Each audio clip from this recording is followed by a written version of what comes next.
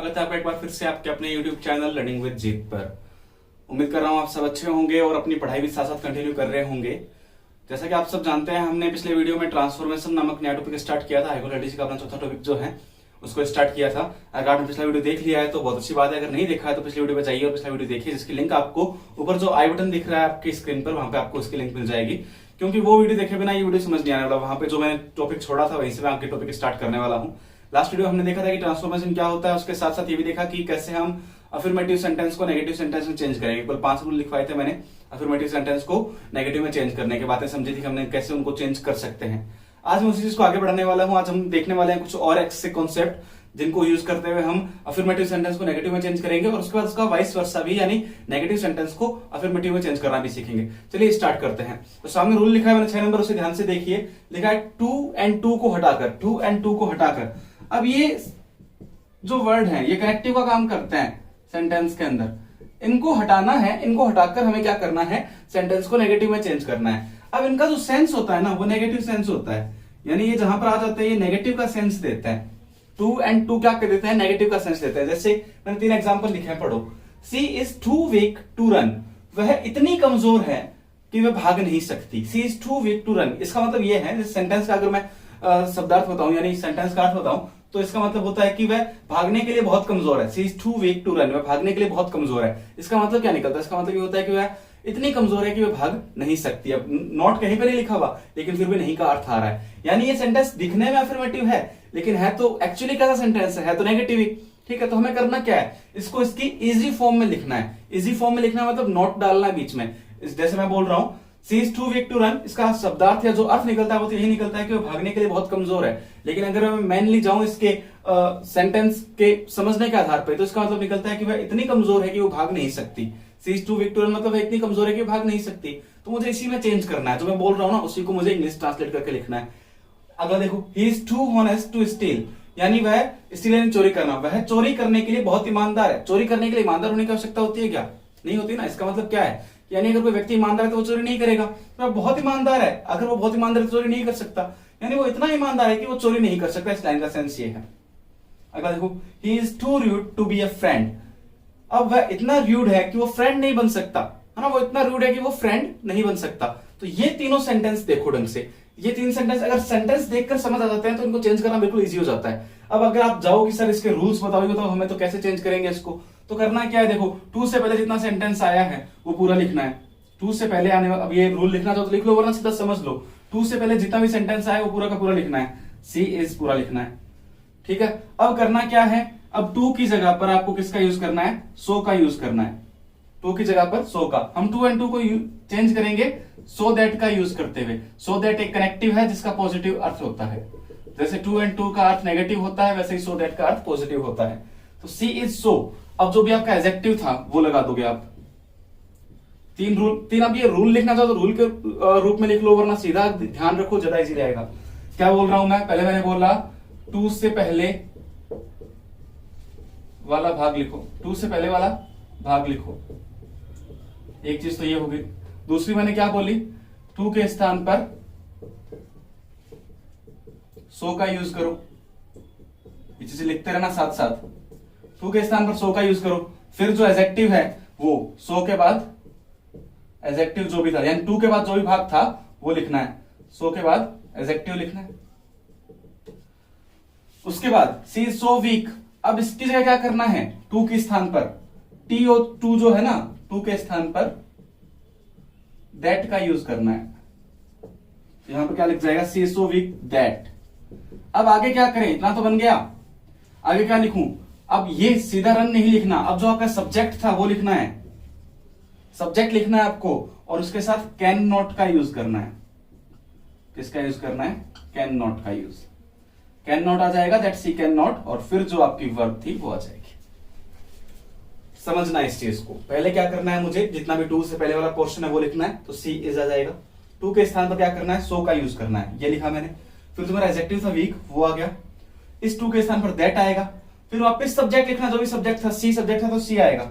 और उसके बाद वो क्या करना है, कैन नॉट का यूज करना है, क्योंकि वो टू एंड टू किसका सेंस दे रहा है, सर कैन का यूज क्यों कर रहे हैं, क्योंकि ये आपकी इनएबिलिटी को दर्शाता है। देखो कैन का यूज करते हैं मॉडल्स में एबिलिटी, योग्यता को बताने की, भाई आप कोई काम करने के सक्षम हो, है ना, कैपेबल हो कोई काम करने में, तो हम कैन का यूज करते हैं। लेकिन अगर आप कोई काम नहीं कर सकते, इनकेपेबल हो कोई काम करने में, इनेबल हो, ठीक है, तो हम क्या करेंगे, तो हम यूज करेंगे कैन नॉट का। तो वही मैं कर रहा हूं कैन नॉट, भाई वो इतनी कमजोर है कि भाग नहीं सकती, मतलब काम नहीं कर सकती ना, काम करने में असमर्थ है, तो क्या करूंगा, कैन नॉट का यूज करूंगा। बिल्कुल भाई, तो इस तरह से क्या बनेगा, सी इज टू के स्थान पर सो लगेगा, इसके स्थान पर सो, फिर एडजेक्टिव जो है वो आ जाएगा, इसके स्थान पर दैट लगेगा, सी सो वीक दैट, और फिर दैट के बाद वापस सब्जेक्ट आएगा और कैन नॉट आएगा, that she can not run. पहला सेंटेंस समझ में आया क्या? समझ में आ गया तो बहुत अच्छी बात है, नहीं आया तो एक बार वीडियो को रिवाइंड करके देख लेना, फिर भी समझ नहीं आया तो कमेंट बॉक्स में लिख देना सर समझ नहीं आया, मैं फिर समझा दूंगा अगले वीडियो में। चलो आगे बात करते हैं, ये बता देता हूं मैं, ये लिख लेना, अगर लिखना चाहो तो फटाफट 2 and 2 लिखा हुआ था यहाँ पर, फटाफट लिखना चाहो तो लिख लो, वरना फिर बताता हूं मैं। चलो वीडियो को पॉज करके लिख लिया हुआ तुमने, आगे देखते हैं, इसको साफ करता हूं। देखो ध्यान दो, अब वापस अगला sentence, he is too honest to steal, he is too honest to steal, वापस ही आएगा, इज आएगा, टू के स्थान पर सो आएगा, ऑनेस्ट का ऑनेस्ट आएगा, फिर दैट लगेगा, फिर ही आएगा, फिर क्या आएगा, can not, that he can not steel, he is so honest that he can not steel. बात आई समझ में? इतनी सी बात समझ आई क्या?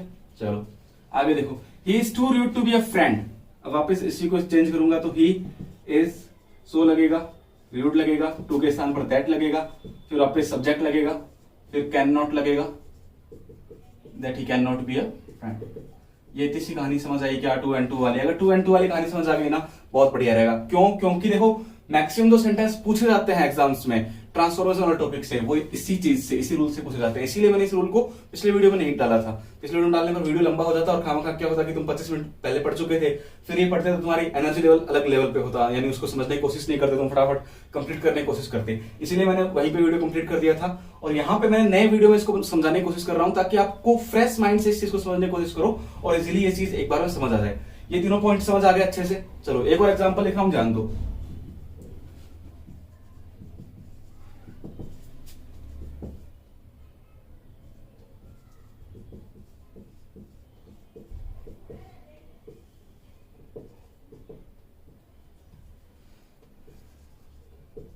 एग्जाम्पल पढ़ लो पहले अच्छे से। The tea is too hot for us to drink, the tea is too hot for us to drink. अब यहां पर थोड़ा सा चेंज है। चेंज क्या है? ये जो एडजेक्टिव आया था इसके बाद प्रीपोजिशन लग रहा है, और प्रीपोजिशन का ऑब्जेक्ट आ रहा है, इनको प्रोनाउन आ रहा है, फॉर अस आ गया। यहां पर तो देखो टू रियोड के बाद सीधा टू भी था, अब यहां पर टू प्लस वर्ब की फर्स्ट फॉर्म बाद में आ रही है, इन दोनों के बीच में ये चीज आ रही है।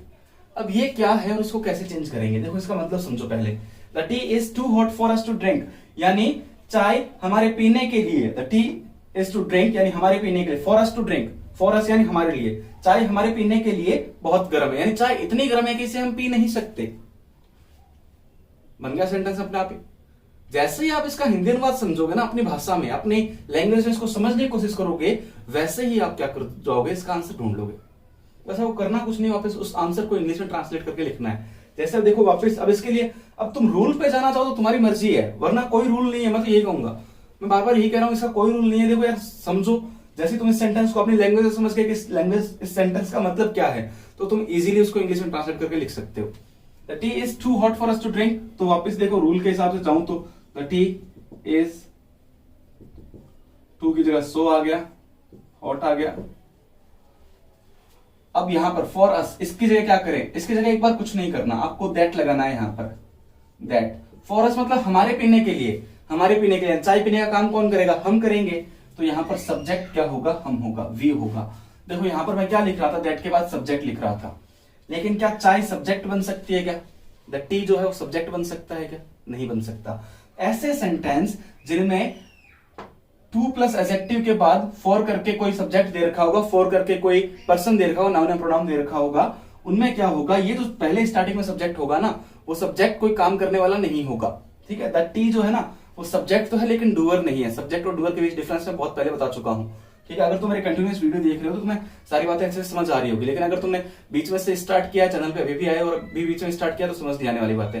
ये टॉपिक देख लो भले ही, लेकिन मैं यही एडवाइस दूंगा तुम्हें कि पहले पीछे वाले सारे टॉपिक जाके देखो, तो अच्छे से ये सारी चीजें समझ आएगी। The tea is so hot that we अब यहाँ पर वी क्यों लगा, फॉर अस को मैंने चेंज कर दिया वी, और फिर वापस वही करना है तुम्हें, कैन नॉट लगाना है, that we can not drink. Drink what, चाय को नहीं पी सकते, तो वापस द टी लिखूं या फिर इसकी जगह प्रोनाउन लिखूं इट।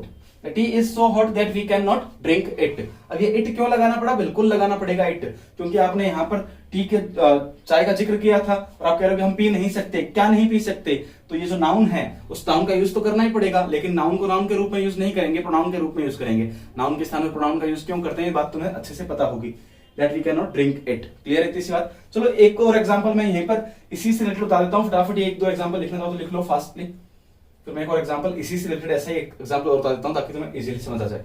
चलो ध्यान दो,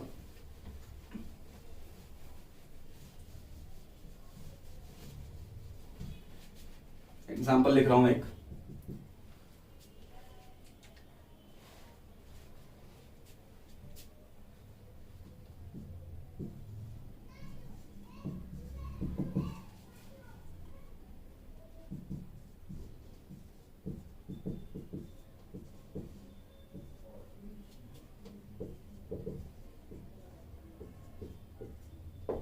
लिखा है the gold is too costly for him to buy, यानी सोना उसके लिए, उसके खरीदने के लिए, फॉर हिम टू बाय यानी सोना उसके खरीदने के लिए बहुत महंगा है, यानी सोना इतना ज्यादा महंगा है कि वो खरीद नहीं सकता।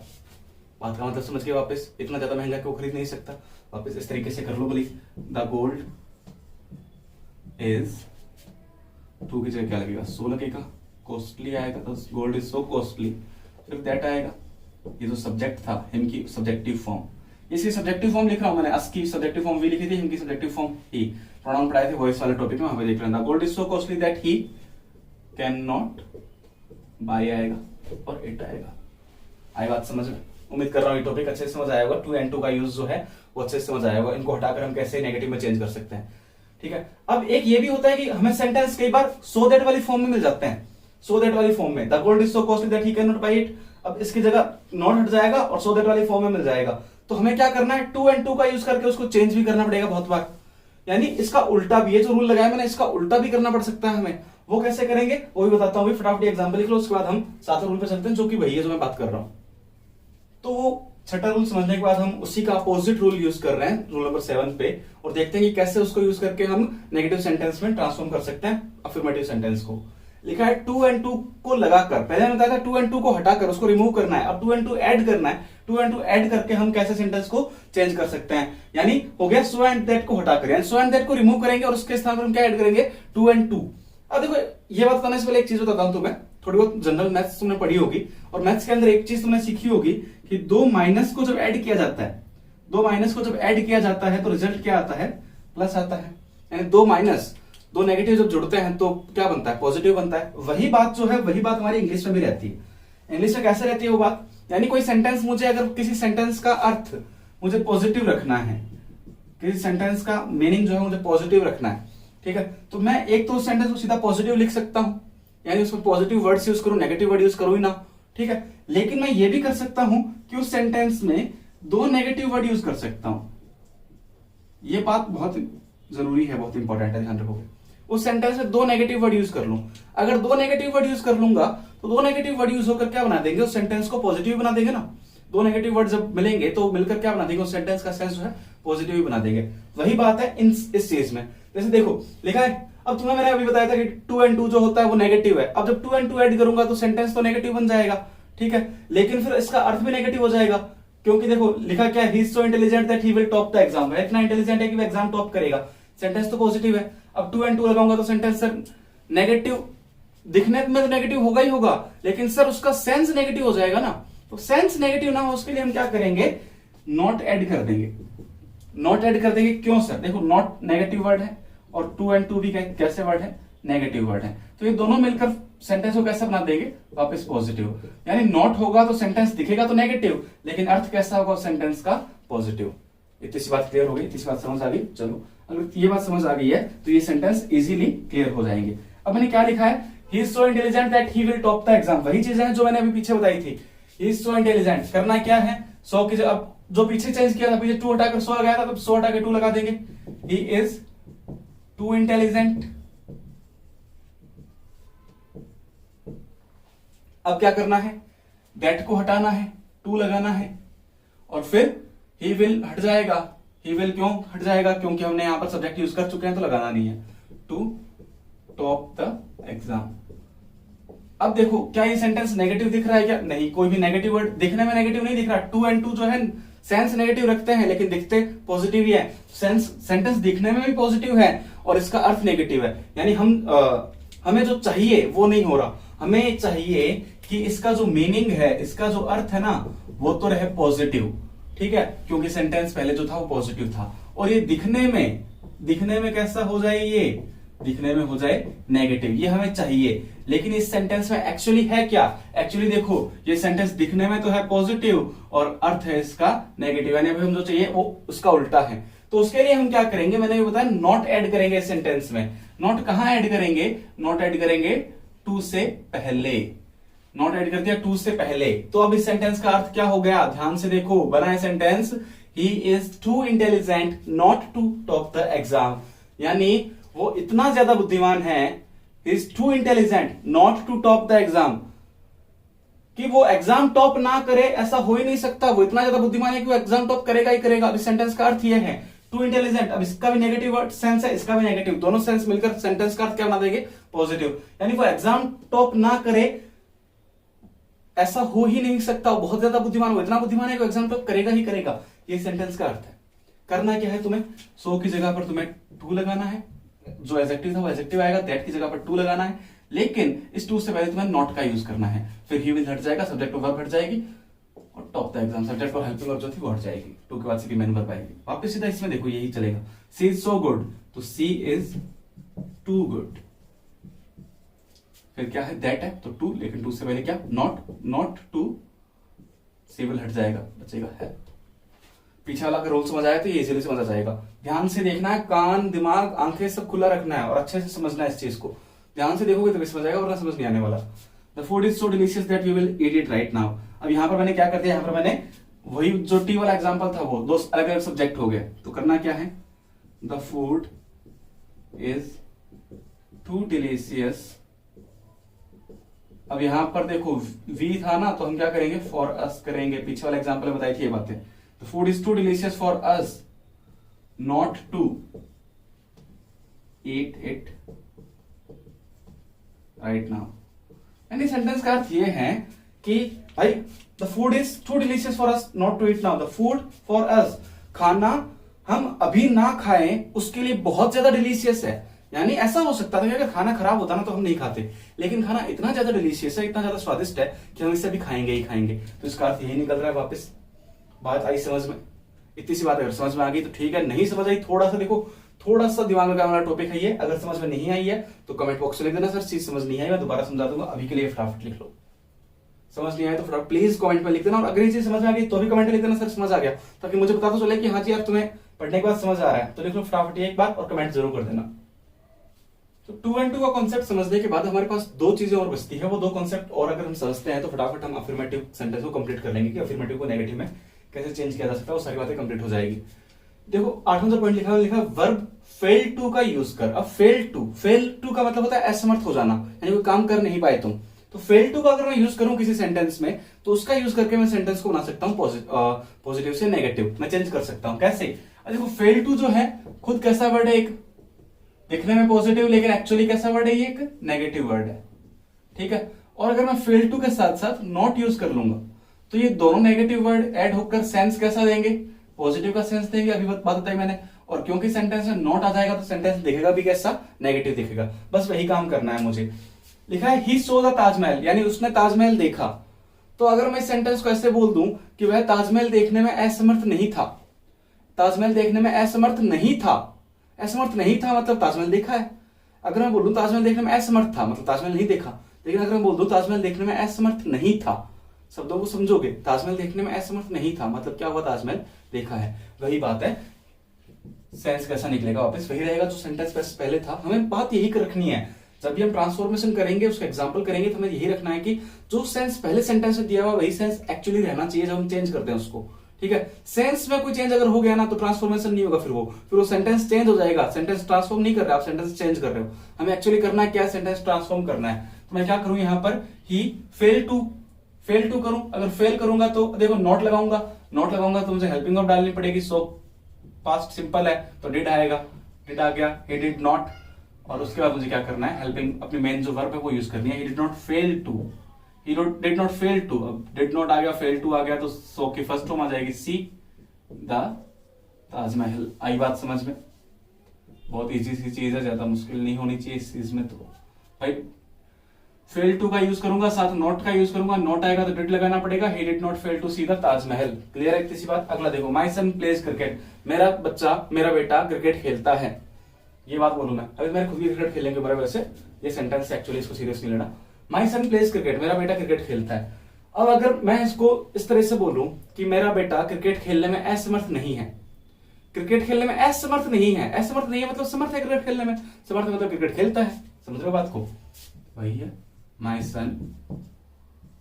अब यहां पर देखो, क्योंकि पास था तो सो था, वर्ब की सेकंड फॉर्म इसलिए डिड आया था। ये प्रेजेंट है, फर्स्ट फॉर्म दे रखी है इसलिए डज आएगा। My son does not fail to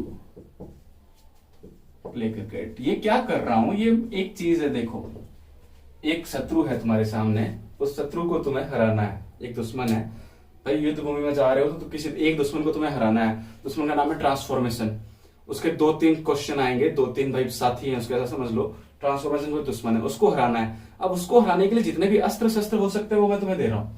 यानी जो नोट टॉपिक पॉइंट लिखवाए हैं वो अलग अलग तीर हैं उसको मारने के लिए। अब तुम एक्चुअली रणभूमि में कौन सा तीर काम में लोगे वो तुम पर डिपेंड करेगा, ठीक है। और हर एक तीर जो है हर एक विशेष कंडीशन के लिए है। जैसे रावण के 10 सर निकलते थे, ऐसा समझ लो ट्रांसफॉर्मेशन के भी 10 टाइप है। जब आप सेंटेंस देखोगे तो सेंटेंस के 10 टाइप निकल जाएंगे, अफर्मेटिव सेंटेंस है।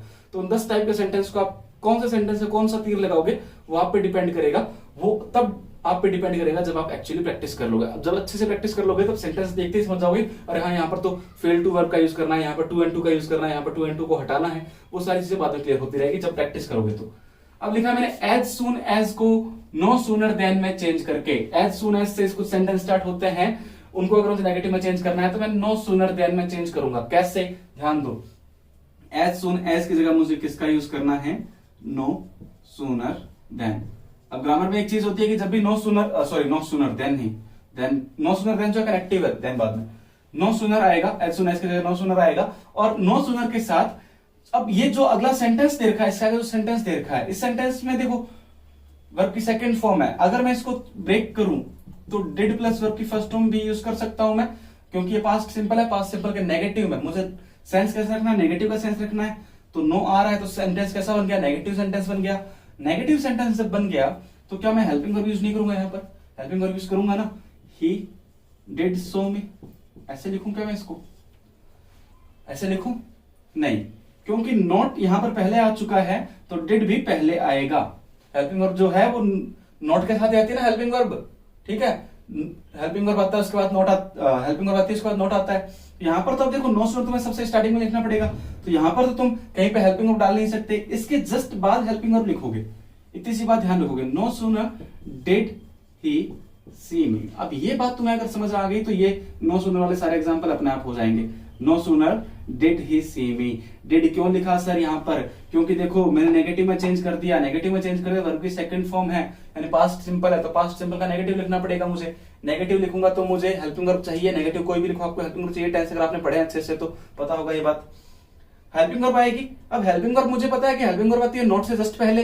यहाँ पर नॉट जो है, नो जो है पहले आ गया स्टार्टिंग में, तो यहाँ पर तो मैं हेल्पिंग वर्ब डाल नहीं सकता क्योंकि नो सूनर की खुद की कंडीशन है कि सेंटेंस के स्टार्टिंग में आएगा, तो इससे पहले नहीं डाल सकता, तो इसके आसपास लिख दूं, इसके जस्ट बाद में लिख दूं no sooner did he see me. ये इसका एक्चुअल लॉजिक है।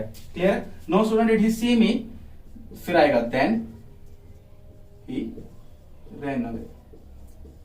भाई सेंटेंस का हिंदी अर्थ था as soon as he saw me he ran away. जैसे ही उसने मुझे देखा वह भाग गया। तो no sooner did he see me than he ran away, इसका भी सेम वही सेंस है। मुझे देखे हुए ज्यादा देर नहीं हुई थी और देखते ही तुरंत भाग निकला, यानी जैसे ही उसने मुझे देखा वैसे ही वो भाग गया। बस आगे देखो, as soon as he arrives. As soon as की जगह क्या करना है? No sooner.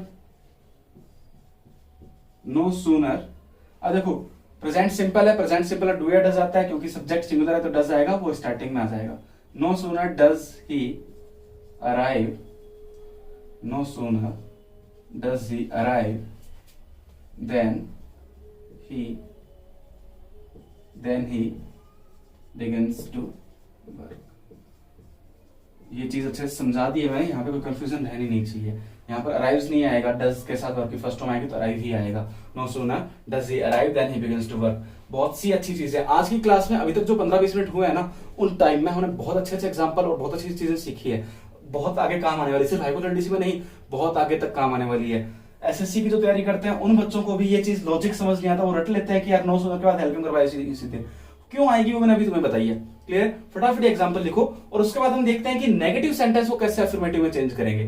फास्टली एग्जांपल लिखो, फटाफट आते हैं नेगेटिव टू अफर्मेटिव। अभी तक हमने अफर्मेटिव से नेगेटिव सेंटेंस को ट्रांसफॉर्म करना सीखा, अब हम देखेंगे कैसे नेगेटिव को अफर्मेटिव में चेंज करेंगे। तुमने एक चीज नोटिस की होगी, मैंने अभी यहाँ पर कोई भी रूल नहीं लिखा, मैंने सीधा एग्जाम्पल लिखा है। रूल लिखने की जरूरत क्या है? पीछे वाले टॉपिक से मैंने क्या समझाया तुम्हें, अफर्मेटिव को नेगेटिव में कैसे चेंज करना है, ये बताया था मैंने तुम्हें। तो क्या अगर मैं उन रूल्स को उल्टा कर दूं, उन रूल्स का अपोजिट चलूं, तो क्या मैं नेगेटिव को अफर्मेटिव में चेंज नहीं कर सकता क्या? बिल्कुल वही बात है, जो 9 पॉइंट वहां पे सिखाए थे वही 9 पॉइंट यहाँ पे हैं, तो 9 पॉइंट्स को वापस लिखने की जरूरत नहीं है। अब तुम्हें एक काम जो करना है, मैं जब ये एग्जांपल करवाऊं तुम्हें, तो तुम्हें अपनी नोटबुक खोल के रखनी है जहां पे तुमने वो नोट्स लिखे थे। मैं होप कर रहा हूं कि तुमने सारे नोट्स जो मैंने पढ़ाए उनके नोट्स बनाए होंगे। मैं स्टार्टिंग से यही कह रहा हूं कि अपनी नोटबुक साथ में खोल के रखा करो, नोट्स बनाया करो। अगर तुमने नोट्स बनाए हैं तो नोट्स ओपन करके रखो और देखो ये कैसे होंगे। पहला है सी डज नॉट लाइक मी, तो जो फर्स्ट रूल था मैंने बोला था, फर्स्ट रूल देखो नोटबुक में फटाफट। फर्स्ट रूल मैंने ये लिखवाया था कि ऐसे सेंटेंस को जब आप नेगेटिव में चेंज करते हो तो आप चेंज कर सकते हो, उसका जो मेन वर्ड है उसका अपोजिट लिखो और नॉट का यूज करो।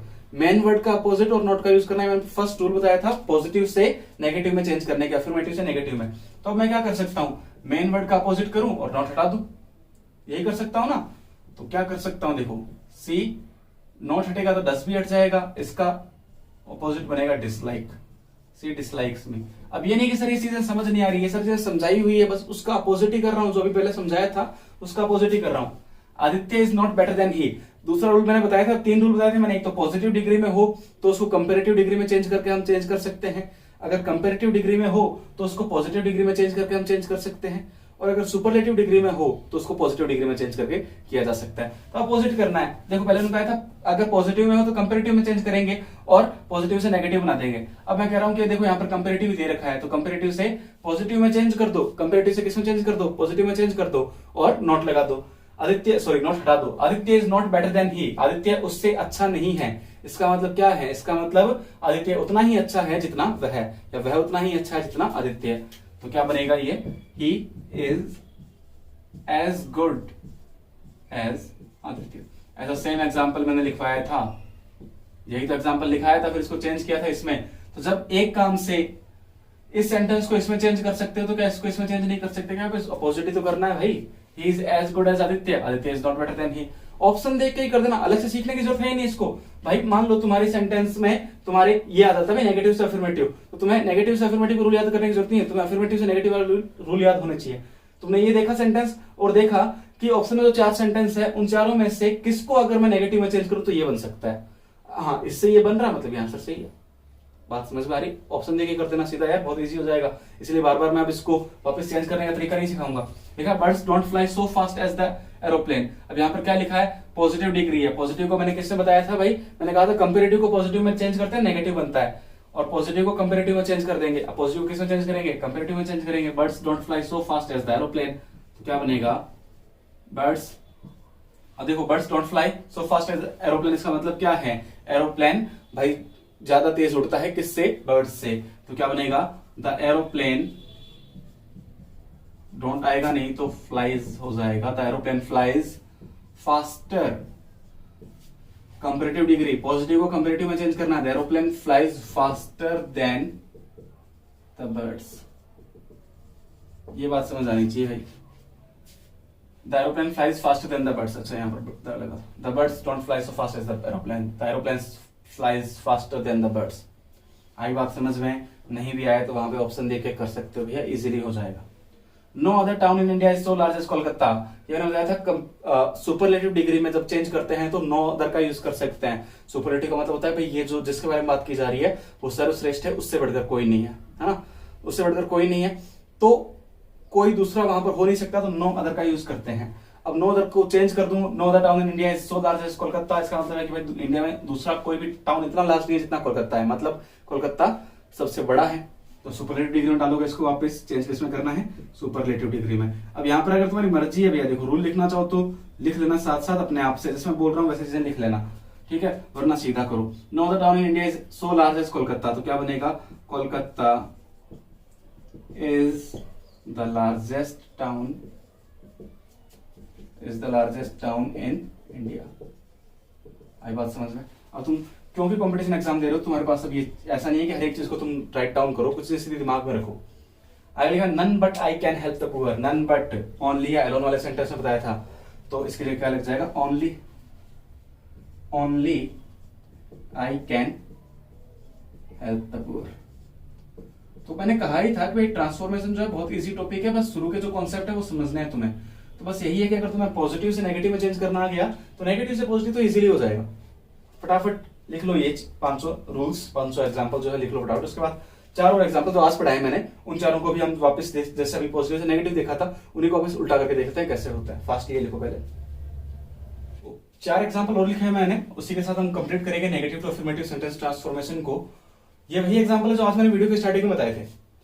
2 and 2 वाले सेंटेंस जिनमें नोट भी आ रखा है, वो मैंने बताया था भाई कैसे चेंज करना है सो दैट वाले सेंटेंस को 2 and 2 में चेंज करके। तो इसको अगर वापस सो दैट में चेंज करना चाहो तो तुम्हें पता होगा, he is too rich not to buy a car, तो बनेगा he is so rich that he can buy a car. अब नोट नहीं लगाना भाई, अब नोट नहीं लगाना क्योंकि अफर्मेटिव में चेंज कर रहे हैं।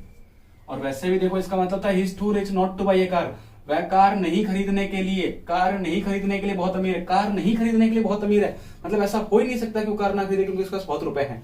तो ही is so rich that he can buy a car, वह इतना अमीर है कि वह कार खरीद सकता है। ये सेंस रहेगा इस सेंटेंस का। आज ही सारी बातें की थी सेंटेंस रिलेटेड, तो कोई कंफ्यूजन होनी नहीं चाहिए, फटाफट समझ लो इस चीज को। आगे लिखा they are so strong that they can not be defeated. अब देखो सो दैट के साथ नॉट दिया हो तो हम 2 and 2 में चेंज कर सकते हैं इसको, they are too strong, that लगेगा, टू आएगा, कैन दे कैन नॉट हट जाएगा, टू बी डिफीटेड। बातें की थी आज हमने सारी, कोई कंफ्यूजन नहीं होनी चाहिए, ये बातें आज ही समझाई है मैंने। फिर भी अगर समझ नहीं आ रही भैया कमेंट बॉक्स में लिख देना बिना शंका शर्म किए हुए।